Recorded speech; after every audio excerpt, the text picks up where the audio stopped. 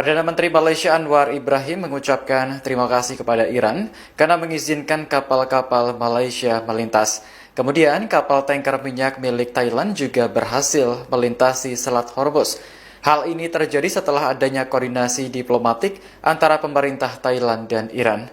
Sementara itu, dua kapal Pertamina milik Indonesia masih tertahan di Teluk Arab. Kenapa kapal Indonesia nggak bisa lewat, sedangkan kapal dari negara lain itu bisa? Nonton video ini sampai habis karena faktanya sangat mind-blowing.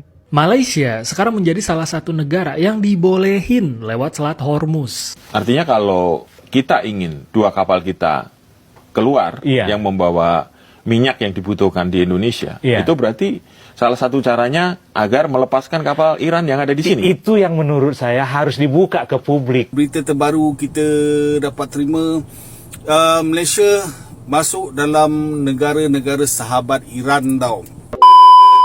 Halo teman-teman, selamat datang di channel CM Fakta. Di video kali ini, kita akan membahas sebuah fenomena yang cukup menarik perhatian dunia internasional. Di tengah kondisi geopolitik global yang sedang tidak stabil, justru ada satu negara yang mendapatkan kepercayaan khusus dari Iran, dan hal ini cukup membuat banyak pihak terkejut. Apa sebenarnya yang terjadi, dan kenapa hal ini penting untuk dibahas? Yuk kita kupas bersama. Iran mengizinkan kapal tanker Malaysia melintasi Selat Hormuz di tengah perang yang sedang berlangsung melawan Amerika Serikat dan Israel. Sementara dua kapal dari Indonesia milik Pertamina masih tertahan di perairan tersebut. Perdana Menteri Malaysia Anwar Ibrahim mengucapkan terima kasih kepada Iran karena mengizinkan kapal-kapal Malaysia melintas. Kemudian kapal tanker minyak milik Thailand juga berhasil melintasi Selat Hormuz. Hal ini terjadi setelah adanya koordinasi diplomatik antara pemerintah Thailand dan Iran. Sementara itu, dua kapal Pertamina milik Indonesia masih tertahan di Teluk Arab. Keduanya yakni kapal tanker raksasa Pertamina Pride dan Gamsus Doro. Kementerian Luar Negeri Republik Indonesia saat ini masih melakukan komunikasi dengan otoritas Iran agar dua kapal Pertamina diizinkan melintasi Selat Hormuz. Menteri Luar Negeri Iran Abbas Araghchi menegaskan bahwa Selat Hormuz tidak sepenuhnya ditutup. Perairan tersebut hanya dikecualikan bagi kapal-kapal Amerika Serikat, Israel, dan sekutunya. Sementara untuk negara-negara sahabat dibolehkan melintas. Araghchi merinci kapal dari China, Rusia, Pakistan, Irak, dan India sejauh ini aman di Selat Hormuz. Kenapa kapal Indonesia nggak bisa lewat, sedangkan kapal dari negara lain itu bisa? Nonton video ini sampai habis karena faktanya sangat mind-blowing. Selain karena faktor diplomatik dan baru-baru ini ternyata ada kapal Iran yang bukan ditahan, dilelang malah sama pemerintah Indonesia, dan ini yang menyebabkan daftarnya makin panjang sebenarnya. Tapi ada permasalahan yang lebih mendalam dan juga merupakan salah satu faktor utama kenapa kapal-kapal termasuk kapal Pertamina itu memutuskan berdiam diri di dalam wilayah Teluk dan tidak berani lewat Selat Hormuz, yaitu asuransi. Dan ironisnya, perusahaan asuransi itu nggak punya kapal. Mereka nggak punya kapal tapi bisa nentuin kapal mana yang bisa berangkat ataupun lewat di sana. Kita ambil contoh, mungkin salah satunya adalah Lloyd's of London. Lloyd's of London ini kayak marketplace, kayak pasar asuransi besar kapal di dunia berkumpul di sana. Dan mereka itu memiliki list-list high risk area, yang mana ketika kapal tersebut lewat wilayah high risk area ini, itu preminya bisa terbang gila-gilaan. Misalnya harga kapal dan muatannya 1,6 triliun. Terus harga premi normalnya itu sekitar 0,2%, berarti 3 miliar per sekali jalan. Ingat ya, per sekali jalan 3 miliar. Nah, ketika kapal tersebut melewati high risk area, salah satunya adalah Selat Hormuz, preminya itu terbang tinggi banget. Bisa mencapai 40 miliar per sekali lewat. Itulah yang menyebabkan kenapa perusahaan memutuskan, oke, daripada gua lewat, bayar mahal, dan risikonya tinggi, lebih baik gua berdiam diri di wilayah Teluk. Itulah sebabnya kenapa banyak yang mengatakan bahwasanya Selat Hormuz itu ditutup. Enggak, sebenarnya. Selat Hormuz itu nggak tutup total, enggak. Yang menutup adalah asuransi. Kenapa? Karena kalau secara ekonomi, itu nggak worth it untuk perputaran duit. Karena biayanya tinggi banget, sehingga banyaklah narasi-narasi yang muncul bahwasanya Iran yang nutup. Kalau di gua bukan, lebih tepatnya asuransi. Karena tanpa asuransi, kapal itu nggak bisa jalan, nggak bisa melakukan kegiatan bongkar muat. Sehingga asuransi itu sangat penting. Wow. Thank you for watching. Malaysia sekarang menjadi salah satu negara yang dibolehin lewat Selat Hormuz. Ini dikonfirmasi langsung sama Menlunya Iran. Katanya udah ada 6 negara nih yang dianggap sahabat sama mereka dan dibolehin lewat. At least Malaysia bisa napas dikit lah terkait pasokan minyaknya. Sedangkan Indonesia, 2 kapal kita aja masih terjebak di sana. Udah hampir sebulan loh. Alih-alih gencar melobi, pemerintah justru milih untuk mengalihkan pasokan minyak ke negara lain. Cuma ya bisa jadi harganya makin bengkak gitu karena dari sisi ongkos logistik, jarak, dan waktu tempuh, Timur Tengah itu jauh lebih dekat dibandingkan dengan Amerika atau Afrika yang sekarang jadi opsi. Inilah pentingnya ketegasan dalam berdiplomasi ya guys ya. Bukan malah mencoba netral, ngikut sana-sini, tapi ujung-ujungnya bingung gitu, ngambang, abu-abu. Padahal udah jelas ya, apa yang dilakukan Amerika ke Venezuela, ke Iran, itu ya melanggar hukum internasional gitu. Ingat nggak teman-teman, ada kapal Iran yang ditahan saat ini di Indonesia, Arman 114. Itu kapal ditangkap oleh Bakamla tahun lalu, kemudian dituduh melakukan pencemaran lingkungan. Akhirnya divonis, kapal disita oleh Kejaksaan Agung, kapal mau dilelang. Ada 2 juta kapal, 2 juta barel minyak mentah di atas kapal itu. Nah, waktu itu saya berkomunikasi lah dengan Atas Pertahanan Iran. Iran ingin Indonesia melepas kapal itu, jangan dilelang. Tetapi sampai hari ini kapal itu masih di sini gitu loh. Soal lelangnya udah nggak jelas lagi gitu. Terus Atas itu bilang begini, kami akan balas perlakuan ini. Oh gitu, berarti kejadian ini yang Kemungkinan jawaban itu. Inilah jawaban itu. Kami balas perlakuan kamu kepada kami. Artinya kalau kita ingin 2 kapal kita keluar yang membawa minyak yang dibutuhkan di Indonesia, itu berarti salah satu caranya agar melepaskan kapal Iran yang ada di sini. Itu yang menurut saya harus dibuka ke publik gitu loh. Jangan misalnya pemerintah nego pemerintah Iran gitu loh. Terus apa yang mau dinegokan? Apa syarat-syarat nego? Itu kan kalau nego itu win-win ya. Win-win gitu loh.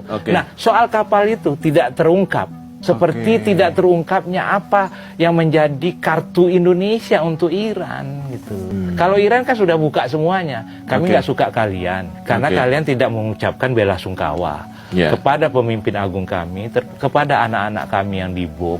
Kalian nggak mengucapkan. Sekarang kalian tidak memberikan ucapan selamat juga kepada pemimpin agung kami yang baru. Iran sudah sampaikan kartunya gitu.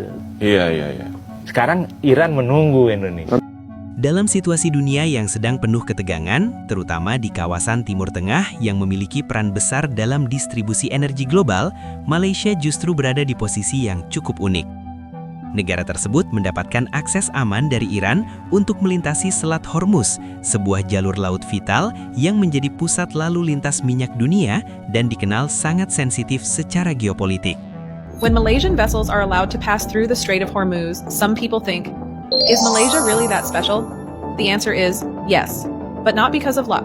In the current Middle East crisis, many vessels are restricted, routes are tighter, risks are higher.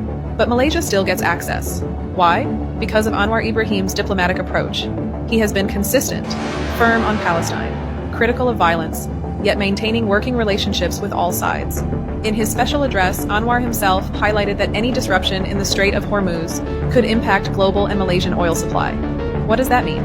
The government isn't waiting for a crisis to hit.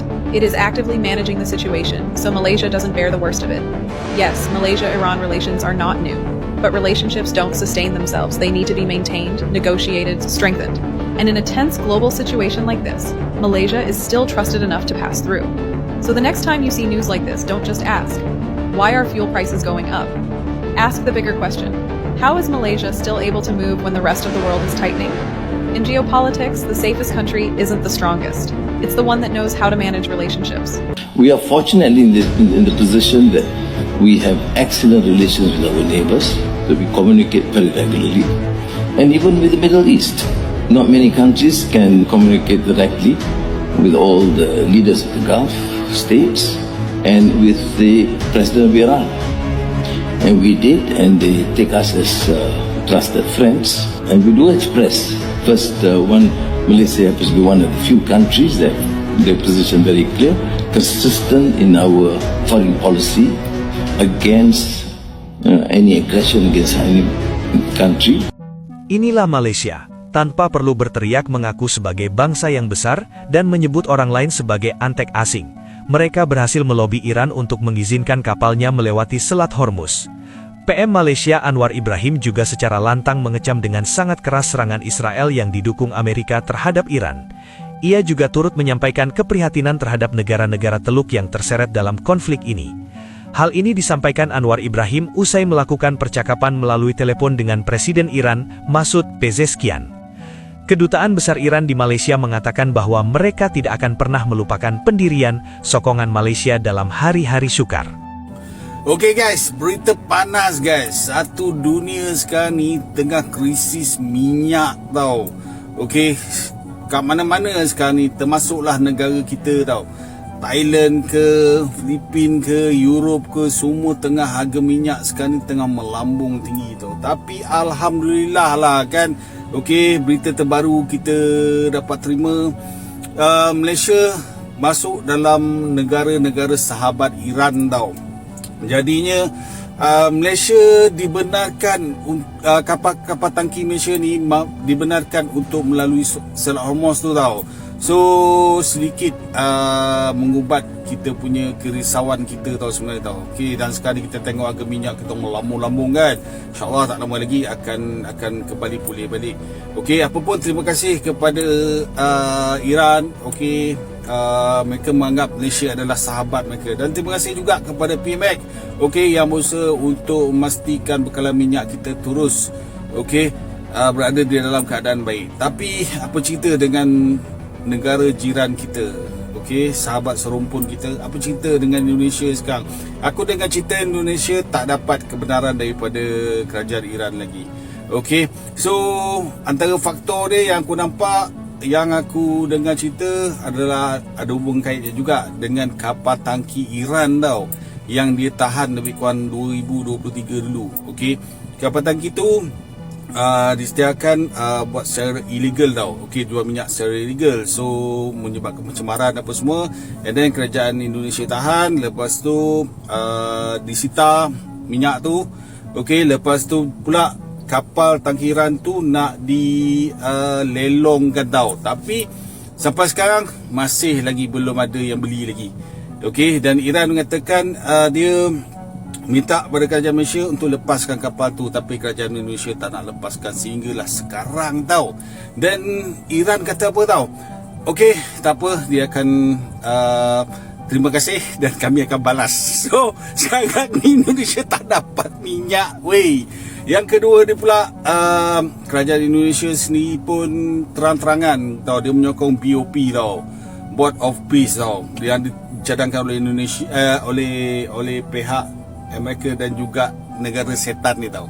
Okey, dan itu pun adalah antara punca dia juga yang buatkan Iran rasa macam, weh, kenapa kau nak sokong sewel negara Israel ni? Okey, sedangkan kau adalah sebuah negara Islam yang majoriti penduduk kau adalah Islam.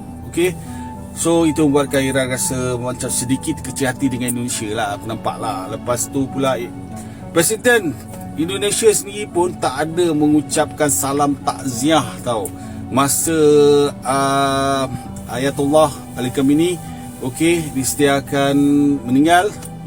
Presiden Indonesia tak ada ucapkan tahniah. Mungkin Presiden Indonesia dia bersahabat dengan Amerika dan juga Israel. Menyebabkan dia rasa takut untuk mengucapkan tu. Tapi bagi kita saudara se-Islam, sebaiknya kita menyokong negara se-Islam kita tahu. Tapi nak buat macam mana kan? So sebenarnya dalam isu ni, rakyat Indonesia sebenarnya majoriti dia tak menyokong apa benda yang dibuat oleh Presiden Indonesia sebenarnya. Semua umat Islam kat Indonesia, aku difahamkan, stand dengan Islam tau, negara-negara Islam. Tapi sebabkan pemimpin, so tak boleh buat apa lah. Apapun, good luck untuk Indonesia dan juga Malaysia. Tahniah untuk Malaysia, semoga Malaysia dapat selesaikan masalah minyak ni tau. Hai guys, Assalamualaikum dan selamat sejahtera. Korang mesti tertanya-tanya kan, kenapa kapal minyak Malaysia selamat melalui di Selat Hormuz. Kita dah jumpa satu posting Facebook daripada Facebook Muhammad Azmi Jamaluddin ni. Jom kita baca sama-sama. Ramai yang tak tahu, Malaysia sebenarnya pernah diselamatkan negara Iran masa mereka hampir muflis. Kita kembali ke tahun 1988. Waktu ni Iran baru lepas perang 8 tahun dengan Iraq. Negara mereka hancur, ekonomi lumpuh dan yang paling teruk, mereka kehabisan duit iaitu rizab USD. Kesan dia, rakyat Iran terputus bekalan makanan asas. Nak masak pun tak boleh sebab bekalan minyak masak dan lemak makanan dia licin. Bayangkan betapa kritikalnya krisis makanan waktu tu. Malaysia masuk sebagai penyelamat. Walaupun Iran masa tu dianggap negara berisiko tinggi dan hampir muflis, Malaysia buat satu langkah diplomatik dan ekonomi yang sangat berani. Pada Ogos 1988, Malaysia jadi negara pertama di dunia yang sign satu perjanjian dipanggil BPA, Bilateral Payment Arrangement dengan Iraq. Macam mana BPA ni berfungsi? Mudah je. Jom. Tak ada USD? Tak apa. Kita tak payah guna USD. Bank negara Malaysia dan Bank Pusat Iran jadi penjamin untuk semua syarikat yang nak berdagang. Maknanya, kalau syarikat Iran beli barang kita, kerajaan mereka akan menjamin bayaran itu. Zero risk untuk peniaga kita. Kedua, kelapa sawit penyelamat keadaan. Guna sistem barter dan kredit BPA ni, Malaysia hantar beratan minyak kelapa sawit ke Iran. Hasilnya, kita berjaya selamatkan rakyat Iran daripada krisis kelaparan. Malaysia terus buka satu pasaran gergasi baru untuk kelapa sawit kita kat Timur Tengah. Satu win-win situation yang sangat genius. Fast forward ke hari Mac 2026. Bila Selat Hormuz jadi zon panas, kapal dagang kita dilepaskan dengan selamat.